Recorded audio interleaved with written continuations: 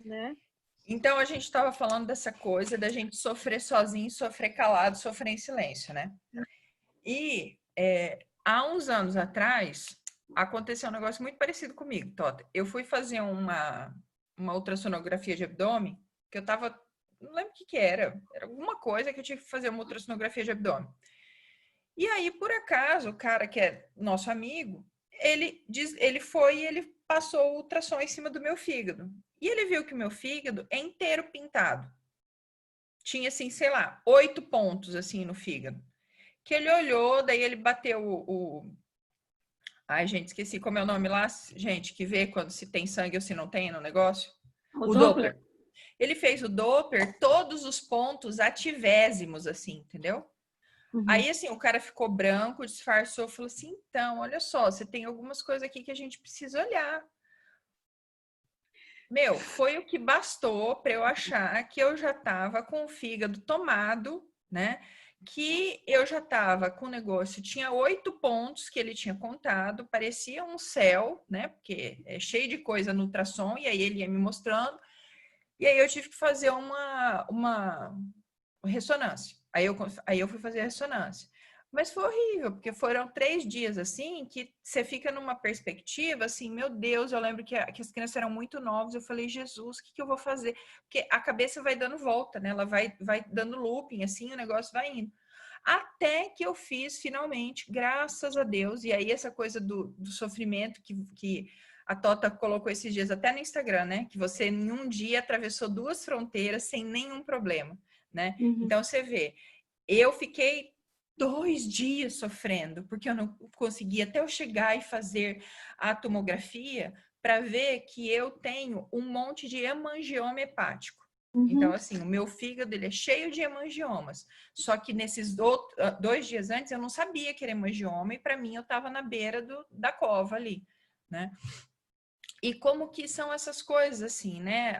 Essa igualdade, essa desigualdade, as ansiedades que a gente cria na cabeça da gente, né? Como que aquilo desfaz rápido quando a gente vê que aquilo não era uma verdade. E como a gente precisa desse acolhimento, desse conversar, né? Mas para situar, porque a gente está gravando, e ninguém se apresentou, né, gente? É uma gravação que vão combinar, né? Então a gente tem que ter apresentação, né? Oi, gente, tudo bem? Eu sou a Milena, tudo jóia? Eu falo de Dourados, no Mato Grosso do Sul, né? E esse é o papo entre... A gente não sabe ainda muito bem o nome, mas provavelmente vai ser Deus e elas, elas e Deus. Enfim, Deus está com a gente. E a gente vai falar sobre Deus de uma perspectiva XY e não de uma perspectiva XX.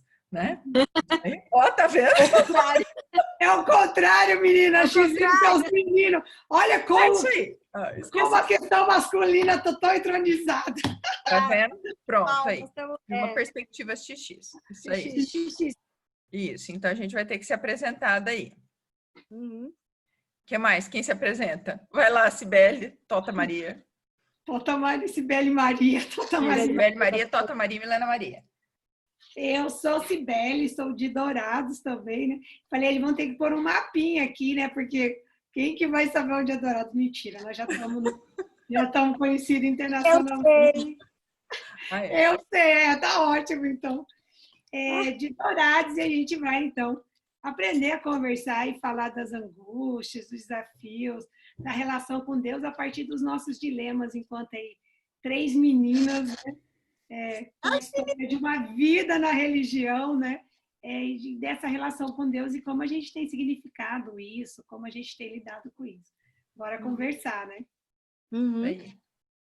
Eu sou a Tota Maíse, meu nome, mas todo mundo me chama de Tota e não tem problema.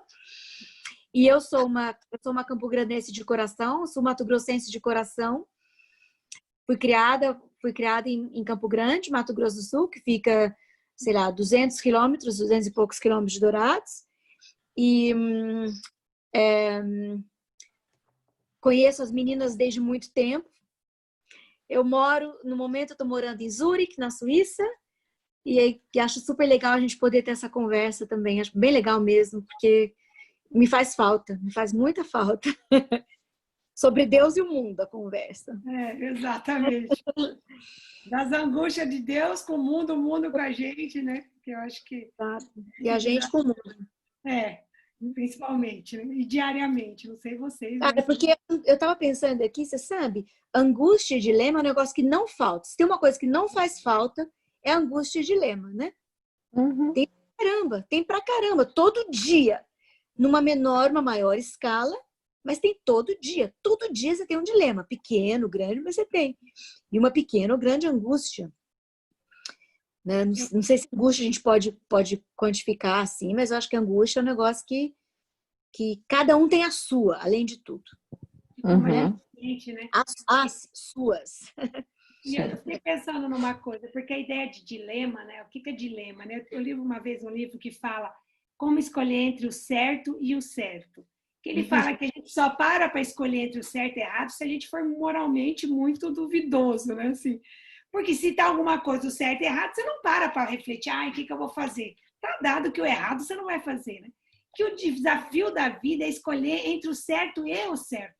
E aí ele dá exemplo, por exemplo, assim, sei lá, alguém roubou no serviço, demiti-lo é correto, é justo, porque ele fez algo errado e você demitir é justo.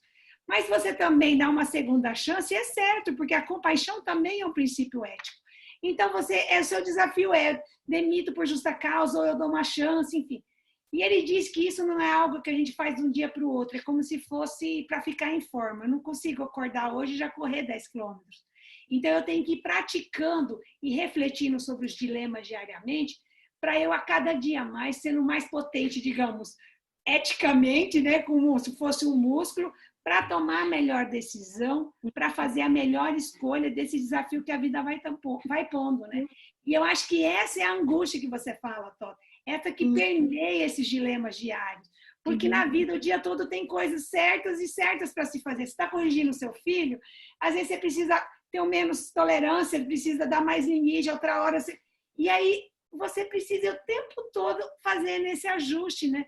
E eu acho que isso que a gente, na religião e na relação com Deus, a gente vai também, a cada dia que a gente vai viver esse ano, como não tem resposta para tudo, né?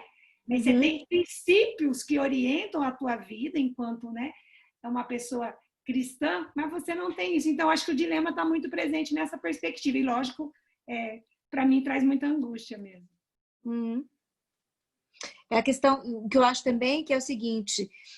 Do ponto de vista da ética até,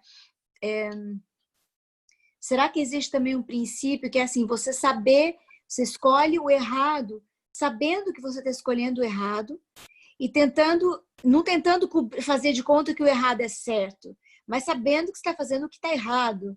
Você fez aquela escolha. E não tenta fingir, não tenta cobrir que ela é uma escolha correta, que aquilo ali é certo fazer. Eu não sei em que aspectos da vida, eu não sei, eu posso imaginar em quais aspectos da vida isso seja válido por conta da gente às vezes escolher o errado mesmo. Agora, ter a consciência, tomada de consciência de que aquilo é uma escolha que você fez por causa da sua liberdade, essa escolha, que é um dilema, a questão da liberdade. Você sabe quantas vezes eu já pensei assim, cara, essa liberdade, na verdade, tem hora que eu tenho vontade de mandar essa liberdade pro inferno. Porque eu não queria tanta. Então, melhor que os outros. Tudo isso, né? Não precisava de tanto assim. Não. Na verdade, Jean-Paul Sartre vai dizer que nós somos condenados, né? Condenados, e que a liberdade é uma condenação, no sentido de que, a partir do momento que você é livre, você só tem que agir assim, ou seja... A gente é condenado à escolha. Agora, isso da nossa perspectiva, de uma perspectiva ocidental, entendeu? Totalmente liberal, entende? E a gente, do nosso tipo de classe social, do tipo de pessoa que a gente se tornou, tudo mais, da nossa perspectiva é muito fácil. Fácil. Não é fácil, mas é quase uma... Como que a gente diz isso? É uma certeza para nós que a gente tem um espectro de escolha razoável. Sim. Isso é horrível, Verdade. às vezes. Se analisar friamente, né? Você sabe agora, que esses dias... tem essa liberdade, eu já não sei como é que é essa liberdade, quem não tem esse espectro de escolhas, porque livre totalmente, a gente não pode ser tão inocente de achar que a gente é totalmente livre, porque a gente não é. tem os condicionamentos e tem as, né, as conjecturas aí que não deixam a gente ter uma liberdade plena, absoluta, e isso é bom, talvez, não sei. Não, eu acho que a gente é condicionado, mas não é determinado, ou seja, a gente Ah, continua sim. livre. Né? Então, a partir Sim. do momento, claro que eu nasço, sei lá de frente do Hospital do Pêssego, naquele contexto, algumas coisas você já tem a condição, né? Então, você tem oportunidades e não oportunidades, digamos assim. Mas você sempre, a partir do momento que você toma consciência do que existe, você pode romper com aquilo, é mais difícil, mas você pode romper, né? Então, de todo jeito, acho que ela, uma hora ou outra, ela cai no nosso colo, assim. Ah, sim. Isso Só eu que acho uma coisa legal e importante da gente falar, porque toda vez que a gente fala de dilema, de liberdade, de escolha, de tudo, a gente precisa trazer para consideração o viés, né? Que é uma coisa que eu acho que essa palavrinha do viés, né? Que em inglês é o bias, né? O bias lá, né? O dilema mesmo. Ela situa a gente para muita coisa e a gente às vezes não percebe o quanto esse viés que cada uma carrega vai ser a lente de como você entende aquela situação, né? Quando a gente fala de viés, às vezes as pessoas pensam assim, viés é só o preconceito. Tá, o preconceito ele é um tipo de viés, mas existem N tipos de vieses, né? O viés, na verdade, vamos colocar desse jeito mesmo, como é a lente que a gente enxerga, e aí é isso que a Sibeli falou, né? Quando eu nasci, aonde eu nasci, na condição que eu nasci, eu tinha uma perspectiva, né? O viés, por exemplo, da Tota, né? Que já está há 20 anos morando na Europa e tudo, ela já vê as coisas de um jeito diferente de quando ela saiu daqui. Porque essa questão do viés que vai acompanhando a gente, né? Ele determina também como a gente entende aquela situação. E aí a gente vai tendo que se apropriar disso e vai tendo que tentar trazer para consciência. E o trazer para consciência, eu acho que passa por essa coisa do falar, do conversar, né? Que é o que a gente está fazendo aqui. A liberdade, ela existe, ao mesmo tempo que ela foi um presente, ela virou um fardo para nós, né? E quanto mais liberdade a gente vai ganhando, mais responsabilidade a gente vai ganhando e mais pesado vai ficando. Aí tem o Sartre que fala que a liberdade é um inferno, né? Como é que é? Uma condenação mesmo. É uma condenação, né? E sabe que quando a gente começou a pensar, a falar aqui, a conversa, eu pensei aqui, eu falei assim, gente, mas claro, né? A gente estava lá de boas, né? No Jardim do Éden, todo mundo tranquilo, aí tinha uma árvore de 1.977 bilhões de árvores. Tinha que ter uma árvore que a gente... Era só uma que não podia. Então, isso trouxe para a gente essa natureza humana mesmo, né? Que a gente tem, às vezes, um desejo pelo desconhecido, um desejo pelo que a gente sabe que não pode, que é o que a Tota estava falando também, né? Às vezes a gente faz deliberadamente uma escolha errada, a gente está comendo daquele fruto que a gente sabe, opa, não era para você comer desse fruto, mas a gente vai e a gente come. E aí, de novo, a gente volta naquela questão, né? Tudo que é humano não me é estranho. E se a gente pensa que tudo que me é humano não me é estranho, isso então vai ter que obrigatoriamente deixar a gente numa posição de muita humildade. E a gente vai ter que julgar menos o outro. Exatamente. Não é? Você Bom, achou? isso aí A cara da Sibeli rindo. Que é isso, Sibeli? Isso aí verdade. já seria, eu acho que seria daí já a consequência de uma super mega autorreflexão, né? De condição e de contingência, porque é esse o barco que nós todos estamos, no fim. Todo mundo nesse barco aí mesmo, né? Mesmo que as contingências sejam, os vieses sejam diferentes para cada um de nós, esse é um barco que a gente está, de uma ou de outra maneira a gente está nesse barco. A questão é que tem certas contingências que elas permitem esse maior espectro de escolha, porque se a gente for parar para pensar, a própria palavra dilema, ela já denota que você tem mais de uma alternativa, não é? Se houvesse só uma alternativa... Pelo menos duas, né? Pelo menos duas. Tá? Pelo menos duas. Então, o dilema, ele pressupõe escolha, né? Pressupõe pressupõe alternativa. Você falando de quando a gente escolhe o errado, né? Lembrei que na Bíblia, quando Moisés, né, nasce, e aí o faraó manda as parteiras, todas as crianças, os bebezinhos, eram para elas, os israelitas, era para elas matarem, não deixar nascer, né? Uhum. E aí elas mentem, né? E dizem que as israelitas parem fácil demais, elas chegam e já era, então elas não estão mais fazendo os partos, né? E a Bíblia fala que Deus achou graça naquilo, graça no sentido de aprovou a mentira delas, né? Então, assim, então nem sempre o errado, porque as coisas não são erradas e certas em si mesmas. Elas dependem de um contexto, né? Então, nesse caso, mentir para proteger a vida, ela não era um pecado, digamos assim, né? Então, é muito difícil, porque às vezes a gente vai numa lógica muito binária, né? Mentiu, fogo do inferno já, né? Então, assim, como se... E não, as coisas precisam de contexto, precisa para você tomar a melhor decisão. Então, agora, às vezes, eu acho que uma coisa que você fala é muito verdade. Quando eu escolho o errado, mas eu sei que é o errado, eu acho que eu tenho muito mais chance de acertar na próxima do que quando eu justifico e dou cara de coisa boa para ela, né?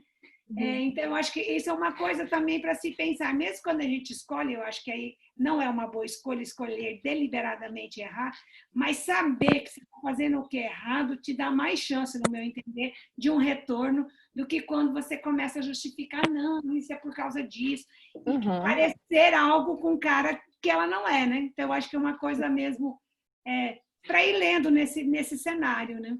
Uhum. Ou então até mesmo para... não sei, tem um problema sério que a gente se conhece pouco, às vezes. Eu acho que a gente se conhece pouco porque a gente... Na verdade, assim, é um processo natural da gente construir. A gente fala muito disso hoje em dia, né? Que você constrói... Tá gravando, tá? Só para falar que tá gravando. Que a gente constrói certo. né? Essa construção de... Quer dizer, a gente constrói histórias sobre a gente mesmo. Tem o negócio dos stories no Instagram, por exemplo. Você vê que aquilo ali é um negócio construído. A gente constrói, a gente põe uma música que você acha que é naquele momento. Você tem recursos, né? Você tem recursos para construir a tua história, né? Os recursos da narrativa. O que a gente tem também aqui, porque o ser humano faz isso desde que ele é ser humano. Que ele constrói narrativa sobre si mesmo, sobre sua tribo, sobre, sei lá. A gente vai construir. Gente, storytelling tá na crista da onda. Total. É isso aí. E é um negócio, sei lá, é quase que se confunde com a história do homem, essa construção da história. Né? Então você constrói essas coisas e a grande questão assim dessas escolhas mesmo é que tipo de história que eu vou construir a partir dessa escolha que eu fiz. É isso que tá falando, né, Sibeli? De eu saber que eu escolhi o negócio errado, mas eu sei que aquilo estava errado, então eu dou chances para uma próxima vez para eu fazer uma escolha talvez melhor, uma escolha mais ética. Talvez a gente fale aqui do certo e errado do ponto de vista ético, que no caso dos bebês, que você está falando do caso das parteiras, as parteiras que faziam os partos das mulheres israelitas, no caso delas, elas optaram, foi uma escolha ética, eu não vou matar essas crianças, certo? Então, quer dizer, ela não estava obedecendo a uma regra, a uma lei imposta por quer dizer, na nossa opinião, de um déspota, mas aquilo era a coisa mais normal do mundo. O faraó, isso tem que ser feito. O que o faraó falou é lei. O faraó é filho do Deus do Sol. Filho do Deus do Sol. Então, e elas vão contra isso, quer dizer, elas escolhem e fazem uma escolha ética em relação a isso, né? Então, porque a questão complica. Não, só para terminar, a questão é quando a gente é confrontado, quando essa escolha errada, ela tem consequências para terceiros e a gente é confrontado com isso, né? Isso aí porque a consequência para a gente mesmo, principalmente quando a gente é adulto, a gente carrega adulto e responsável, né? Porque ser adulto não quer dizer necessariamente ser responsável por aquilo que você faz. Felizmente, a gente está vendo que não é, não. Não é. Então, eu acho que você ser responsável... Então, o dia que você é confrontado porque você prejudicou terceiros com aquela escolha que você fez, aí isso vira um problema sério, inclusive do ponto de vista ético.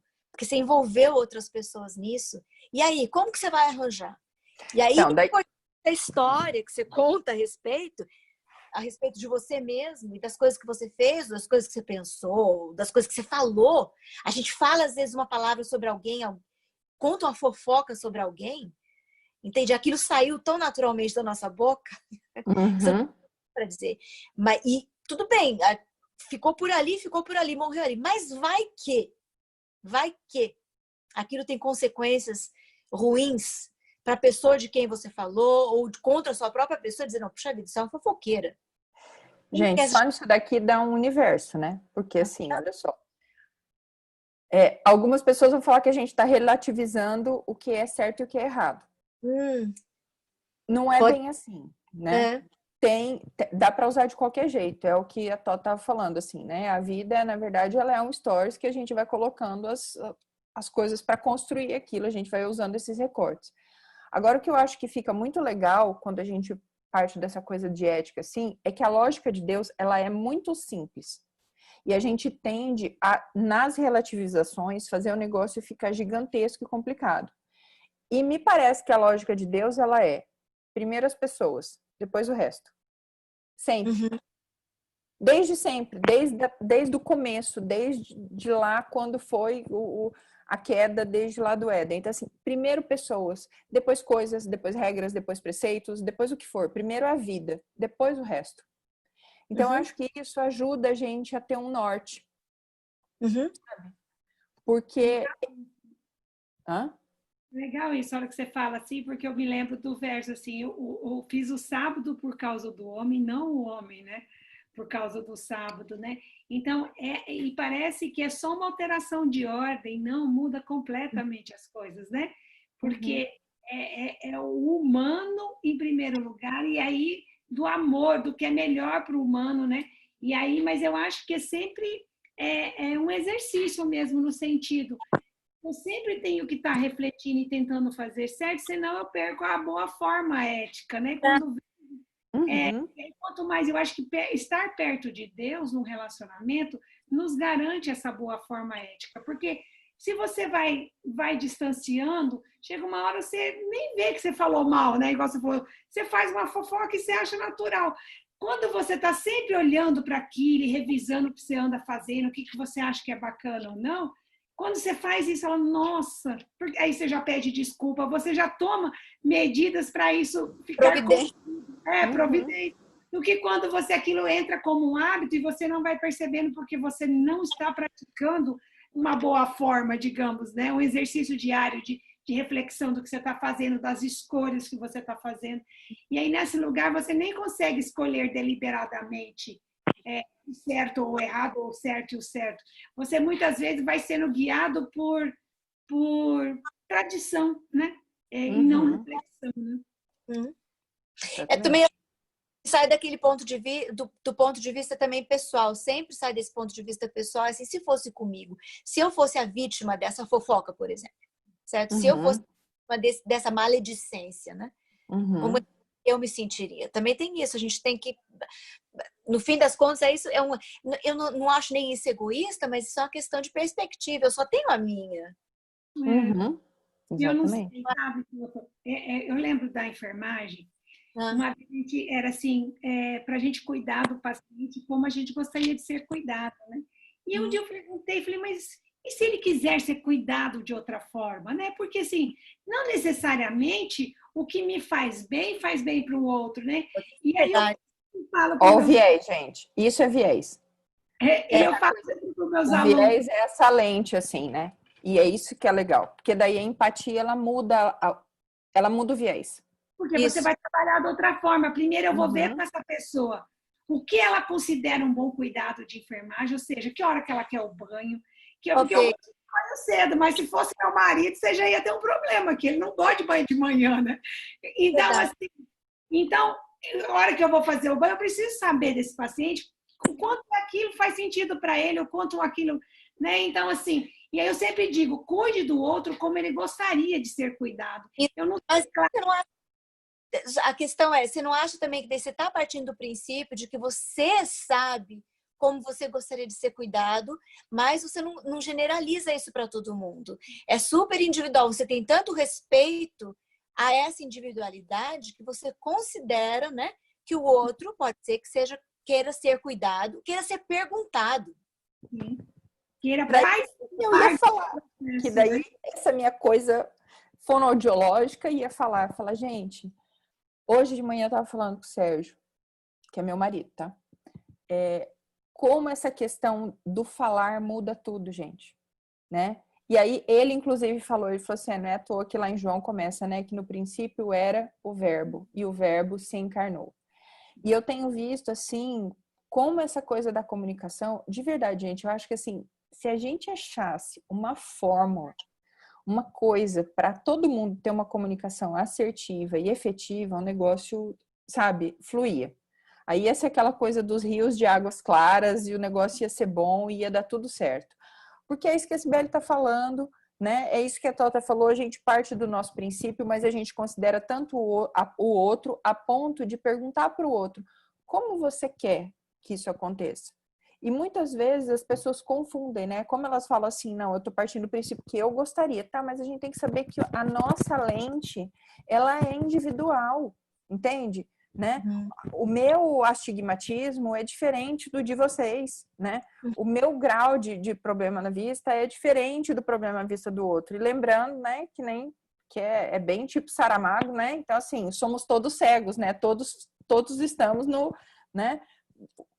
Sofremos do mesmo vírus da cegueira coletiva, que é essa coisa de uma humanidade caída. Então, assim, o falar, que daí eu acho que é outra coisa que dá para ser... aliás, várias coisas aqui dá para virar uma conversa, né? Dá pra gente conversar mais ou menos o resto da vida, né, gente? Gente, só isso. E não é falar, e não é um falar unidirecional. Acho que isso é uma coisa bacana. Porque assim, é um diálogo. E aí, no meu entender, o diálogo, por exemplo, faz de conta, você está falando do ponto cego do outro. Às vezes o paciente quer um tipo de cuidado que não vai beneficiá-lo. E eu tenho outro olhar, posso dizer para ele, olha, tem essa vantagem e essa desvantagem na sua escolha. Porque eu permito que ele tome uma decisão com maior autonomia, ou seja, quanto mais informação eu tenho sobre aquilo, melhor pode ser a minha escolha. Então, é num processo dialógico onde a gente faz a chance de um deslocamento do que só eu falar, eu preciso escutar, e não é uma escuta, como a gente diria, ou de ouvir, né? Só funcional, digamos, do mecânico. É de que aquilo implique, a partir daquele momento, eu pensar como com essas duas informações a gente pensa um outro caminho que faça sentido para você e para mim. Então, acho que é nesse lugar de troca que a gente precisa transitar, né? Exato. Super importante isso, eu acho. Totalmente importante. Obrigada que você falou essa história você deu esse exemplo da prática do cuidado de enfermagem, porque isso é um negócio que cabe para todo mundo. Eu tenho pais idosos, eu passei com eles agora lá, e eu cheguei com uma perspectiva, eu cheguei com o negócio, não, vou organizar a vida deles, vou cuidar deles, vou fazer tudo por eles. Cara, quem sou eu? Entendeu? E eu não sei se em alguns assuntos, em alguns aspectos, a gente encontrou esse lugar. Esse lugar, não, eu queria que fizesse assim comigo. Exatamente isso que você falou. E eles, né? Então, em alguns lugares, em alguns aspectos, a gente encontrou esse lugar. Mas em outros, não. Né? E aí a gente tem que respeitar, por mais que me pareça absurdo. Né? Porque às vezes a decisão do outro, ou a escolha, fala, gente, eu não faria isso, mas assim, depois que o outro entendeu e tomou uma decisão deliberada no sentido, ele tinha informações suficientes, né? E aí eu acho que aí entra naquela conversa inicial nossa da liberdade, que eu sou livre para escolher, mas não sou livre das consequências, né? A partir do momento que eu escolho ser mãe, é uma escolha. Mas depois que eu virei mãe, mesmo que eu queira deixar ele no orfanato, isso não muda o que eu vou ter que carregar pela minha escolha anterior. Ou seja, isso não desfaz a condição de maternidade, né? Você cria uma nova contingência depois. Você cria uma nova contingência que vai gerar uma nova narrativa. Eu queria voltar só um pouquinho no negócio da narrativa, porque tem a gente falou agora a questão de escolha, a gente falou da questão da ética da escolha, e a gente falou da questão da minha escolha, a escolha do outro, como que a gente desenvolve com a escolha do outro, e a questão das contingências da própria escolha. E aí, voltando, eu queria só perguntar uma coisa para vocês, em questão da narrativa, como que a gente constrói a nossa história a partir das escolhas que a gente faz e a gente constrói a história. Voltando um pouquinho à história de Adão e Eva, Milena, que você citou, eu queria perguntar uma coisa para vocês. Será que teria mudado? Será que teria mudado se... Porque a conversa é assim, né? O relato, pelo menos, é assim. A narrativa bíblica é assim. Deus vem para o jardim à tarde e Deus procura Adão. Adão fala, eu tô aqui, tô escondido. Por que você se escondeu? Porque eu fiquei com medo de você. Coisa nova.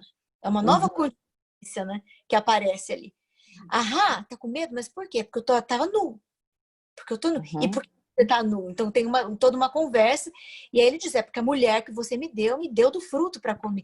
Eu fiquei, e Eva depois fala a mesma coisa. Se ele já tivesse dito assim de cara, mudaria alguma coisa? Porque isso aí não é nem retórica a questão. É uma questão séria. Teria mudado alguma coisa se ele tivesse dito, Senhor, eu comi da fruta. Eu comi daquela fruta que o Senhor pediu para eu tomar. Para eu não comer. E não tivesse dito, não, a mulher que você me deu, ela veio aqui e me deu. E depois, não, foi a serpente. Quer dizer, cada um deles criou uma narrativa diferente em torno do fato de que eles tinham comido a fruta. E eu, de verdade, estou pensando, teria mudado alguma coisa ou não teria feito diferença nenhuma? O que vocês acham? Eu acho que teria feito total diferença. Só na que... Ou na... Não teria, né? Eu acho que no desfecho de tudo. Teria feito... Eu acho que sobre a história, esse primeiro passo, porque assim, é aquela coisa da nuvem de possibilidade. Lembra uma vez... que eu te falei, né? Eu falei para ela, Cibele, daquela conversa que a gente teve muito louca da nuvem de possibilidade, das coisas ficam girando, assim, né? Fica aquele mundo, assim. Então, cada escolha que a gente faz, ela vai levando a gente para um caminho, para outro caminho, para outro caminho. Claro que a gente tem, por crença, né? Que é comum a todas nós somos cristãs, a gente sabe que tem um Deus por trás de toda a história que, tipo assim, ele vai garantir, dentro dessa infinitude, ele tá ali, né? Mas teria feito diferença? Eu acho que teria feito diferença. Eu acho que teria feito diferença, assim. Eu acho que teria feito muita diferença. Vamos imaginar, se o Adão lá já tivesse feito essa, né? Se ele tivesse essa consciência, talvez, tão apurada a ponto dele não ter que pôr a culpa no outro, talvez lá para trás ele ia ter ajudado o outro, porque ele ia ter uma consciência melhor. Entende? Talvez teria, sim, mas tá tudo nessa nuvem. É um negócio doido a gente imaginar se o Adão, né, não tivesse falado, né, que ele comeu por causa da mulher. Porque, assim, a gente tem que ver que a Bíblia ela veio de tradição oral. Então, por quantos milhares de anos, e a tradição oral foi tão forte que isso seguiu sendo falado por milhares e milhares de anos, que a culpa do começo foi de uma mulher. E aí a gente, só para situar vocês, nós estamos em 33 minutos, tá? E eu sei que a gente pode falar 33 infinitos minutos. Mas isso talvez é uma coisa para a gente conversar depois, porque assim, como a Bíblia veio de narrativa oral, a gente está falando de narrativa, por quantos milhares de anos isso não foi perpetuado oralmente? Porque assim, para a gente que tem uma Bíblia escrita, a gente às vezes perde esse detalhezinho. E eu vou falar que eu fui me tocar desse trecho na Bíblia no dia que eu vi num sermão esse trecho da Bíblia, por causa da mulher que o Senhor me deu, eu fiquei assim, eu já era adulta. Né?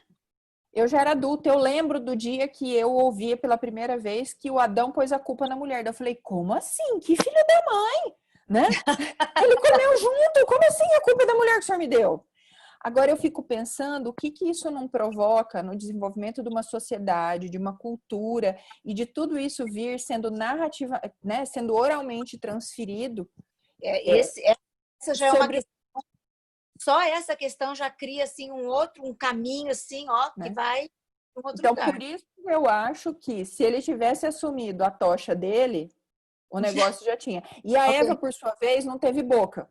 Porque ela devia ter falado, ah, tá, eu comi, você estava junto comigo, mas eu só fui lá comer porque você me deixou andar sozinha nesse jardim. Enquanto você ficou dormindo aí, que você já estava cansado, sei lá onde você estava, né? Eu fui sapear no jardim sozinha, né? Não é verdade? Porque é um sono que não tem explicação. Onde que estava esse homem, gente?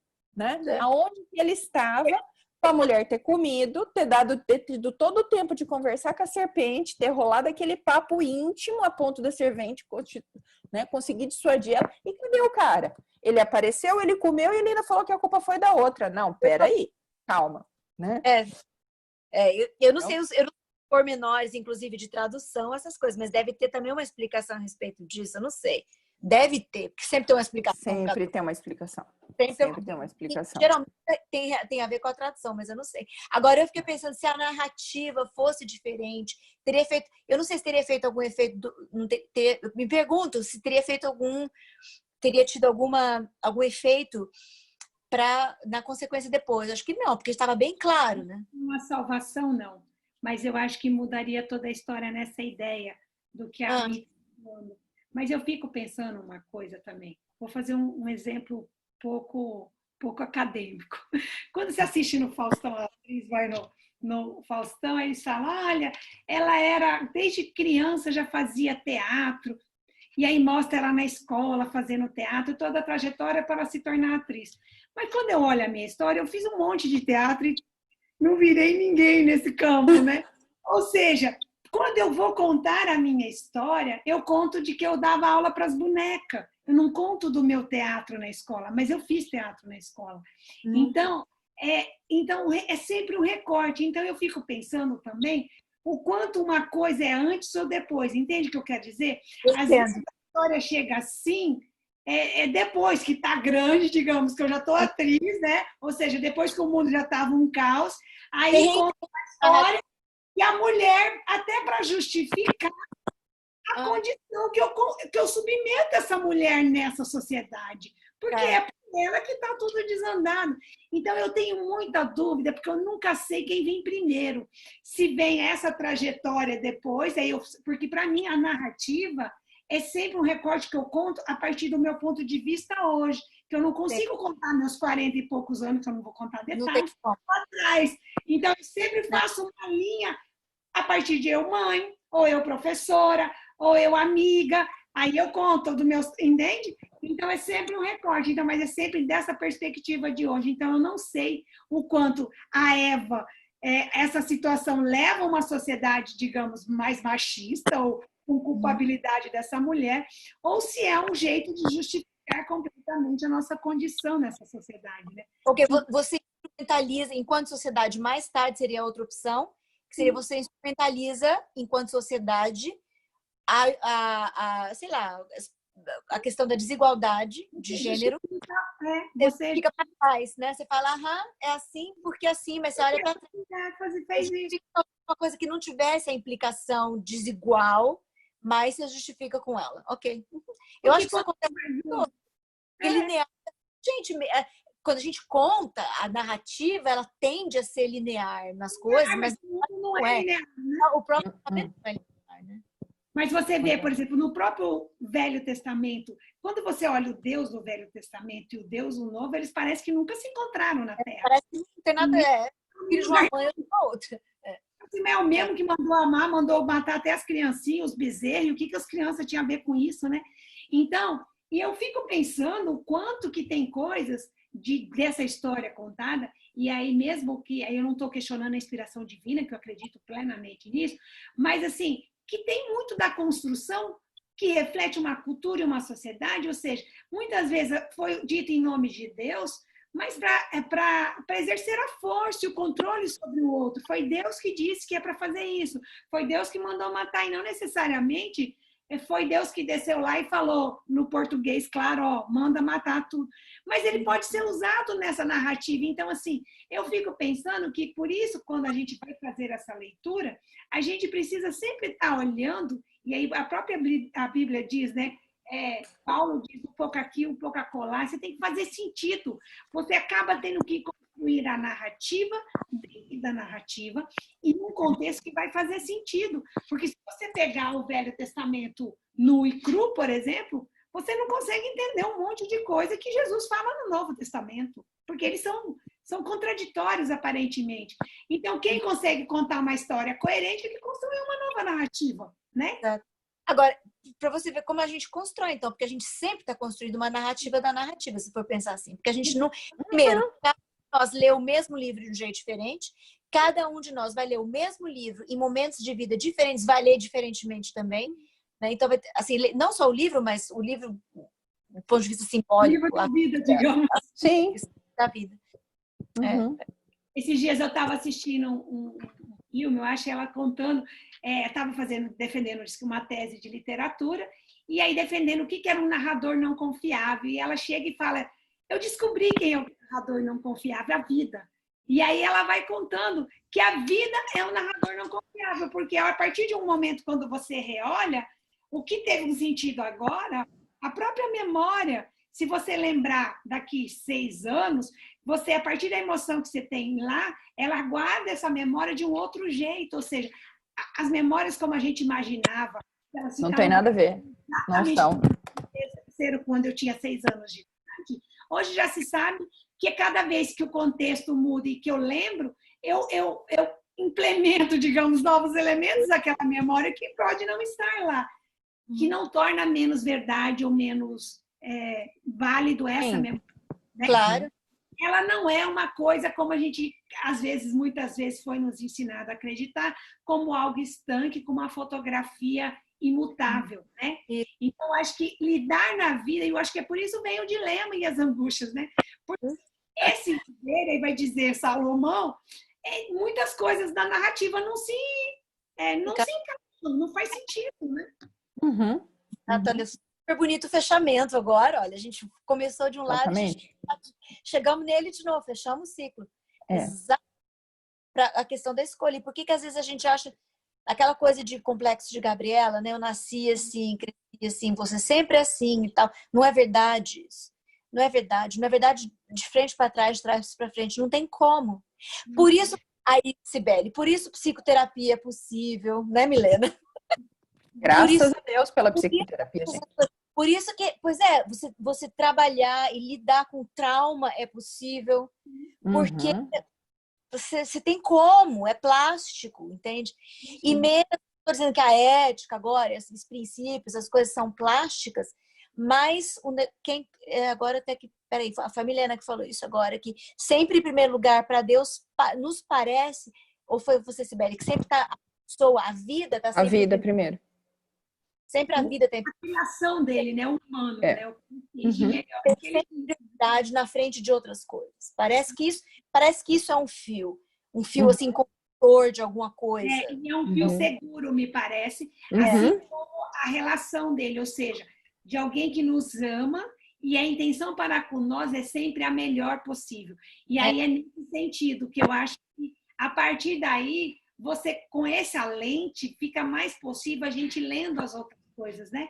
Se eu olhar de um outro tipo de Deus, digamos assim, né? Fica muito mais difícil de entender. Mas quando eu penso que ele nos escolheu, ou seja, que a gente é a prioridade e o processo está numa relação, e a relação ela é sempre uma troca. Ela nunca é um lugar de uma mão só. Então, olhar nesse processo relacional, eu acho que isso até nos dá sentido porque a gente vai fazer, né? Conversar sobre, da nossa perspectiva, como a gente entende Deus, a religião e esse caminho, né? Ou seja, é a nossa explicação e provavelmente nesse contexto, nesse momento, que pode não ser dessa maneira daqui a um tempo. Eu sei que daqui 6 meses mude. Mas acho que é isso mesmo, acho que é muito legal. A etimologia da palavra comunicar, você vê, sou fonoaudióloga faz 20 anos, fui esses dias pesquisar, assim, agora eu não esqueço nunca mais. Mas é uma palavra latina que ela quer dizer partilhar. Olha isso. E eu achei, assim, poético, sabe? E o objetivo da gente é esse mesmo, assim, hoje a gente, e o partilhar tem a ver isso, né? O partilhar vem de parte, né? Então, cada uma tem uma parte, tá dividindo a parte que tem. Porque daí isso é outra coisa também, né? A gente não dá o que a gente não tem. Você só partilha o que é parte de você. E aí nós estamos aqui hoje, né? Deu 45 minutos, tá? E nós já estamos aqui nessa conversa, dá pra gente ficar para sempre. Esse negócio do partilhar é um negócio super interessante. Você pega partes dos outros, mas você não faz uma coxa de retalho, você cria um negócio totalmente novo. Isso é o diálogo, isso é o processo dialógico mesmo. Você sempre cria uma coisa nova. E isso eu acho fantástico, porque o negócio do verbo se fez carne, Deus criou uma coisa essencialmente nova naquele momento. Era uma outra criação. O apóstolo Paulo fala mesmo, o outro Adão, né? O segundo Adão. Então, é uma outra criação. É uma coisa totalmente inusitada, de novo. Então, quando estamos nós três aqui, sei lá, falando com pessoas que talvez, possivelmente vão ouvir, sei lá. E nós três aqui, a gente não é só simplesmente um ajuntamento de partes e não se forma e não faz é uma costura. Não é isso. Você constrói um negócio completamente novo. Com as coisas que eu ouvi. Não é aquela coisa, aquela costura que parece que você emendou um pedaço e juntou com outro pedaço. É um patchwork. O patchwork, assim, você tem pedaços do outro, mas aquilo transforma numa coisa única, nova, diferente e bonita, porque não é um pedaço que costura no outro pedaço. A gente vai recortando. Eu já fiz curso de patchwork, tá, gente? É por isso. Se você quiser. Mas assim... você cria coisa até com uma nova função, né? Com patchwork, com trabalho de patchwork. Totalmente. Você pega um monte de coisa que estava ali perdida, um monte de pedacinho de pano, e aí você vai juntando, você vai costurando, você tem jeitos para costurar aquilo, e você faz uma coisa nova, né? E aí é o que você falou, assim, esse novo homem, esse é um novo homem, mas assim, esse novo homem, ele é diferente, Tota, mas ele não deixou de ter aquela essência do primeiro homem, que é a criação de Deus. Nunca. Eu lembro que minha avó tinha uma coxa dessas, assim, que ela tinha feito, era uma coxa de retalhos, não era um trabalho de patchwork. É diferente. Então, ela tinha uma coxa de retalhos. Eu lembrava de um pedaço do pano que estava ali na coxa de retalhos dela, que era um vestido, tinha sido um vestido dela. Entendeu? Não era vestido. Não era mais. Mas eu olhava para aquilo e falava, mas aquele era o vestido. Aquele pano, eu lembro que era o vestido da vovó. Então, tem essas características, tem coisas que ficam ali, claro, mas é um dado novo. Quer dizer, uma criança que nasce, ela não é simplesmente a soma do pai e da mãe. Ela é uma coisa totalmente nova. Exatamente, né?